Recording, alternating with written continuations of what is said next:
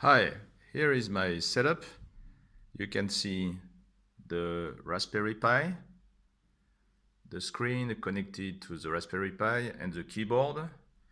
Then the Raspberry Pi is connected to the breadboard with a ribbon, and I use a T-shape breakout to simplify the connectivity from the GPIO pins to the breadboard. I use the Broadcom GPIO numbers. My LED is connected to the GPIO pin number 21,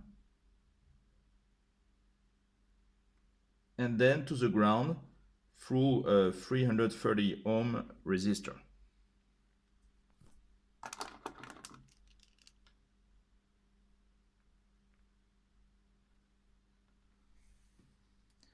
The push button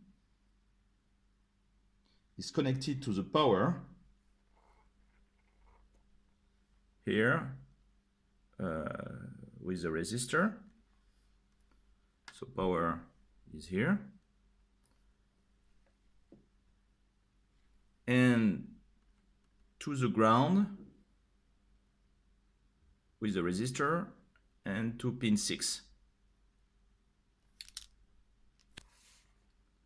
So as you can see, the LED is blinking when the button is not pressed.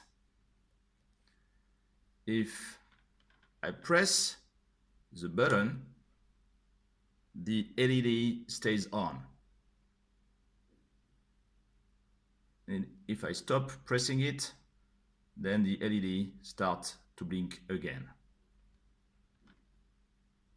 Thank you.